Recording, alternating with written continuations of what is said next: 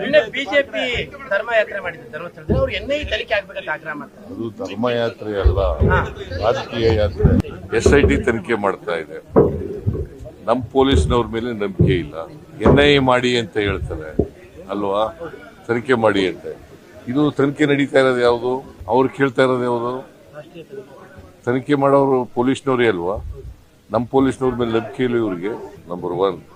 Number 2, beginning ನಲ್ಲಿ ಇವರು ತನಿಖೆ ಮಾಡಿ ಅಂತ ಹೇಳಿದ್ರ, ಸ್ವಲ್ಪ ದಿನದವರೆಗೆ ತನಿಖೆ ಮಾಡಿ ಅಂತ ಹೇಳಲೇ ಇಲ್ಲ. ಆಮೇಲೆ ಡೆಡ್ ಬಾಡಿ ಶಿಕ್ರಿ ಹೋದ್ಮೇಲೆ ಶುರು ಮಾಡಿದ್ರು ತನಿಖೆ ಮಾಡಿ ಅಂತ. ಅಲ್ಲಿವರೆಗೆ ತನಿಖೆ ಮಾಡಲಿಲ್ಲ. ಈಗ ವೀರೇಂದ್ರ ಹೆಗ್ಗಡೆ ಅವರು ಏನಂತ ಹೇಳಿದ್ದಾರೆ? ಸ್ವಾಗತ ಮಾಡಿದ್ದಾರೆ. ಮತ್ತೆ ಇವರು ಏನು ಮಾಡೋದು?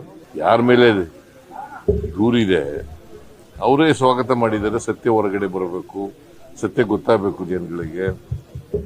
ಇವರು ನಮ್ಮ ಮೇಲೆ ಇದ್ದಂತ ಅನುಮಾನದ ತೂಗತಿ ಪರಿಹಾರ ಆಗಬೇಕು ಅಂತ ಹೇಳಿದ್ದಾರೆ ಅವರೇ.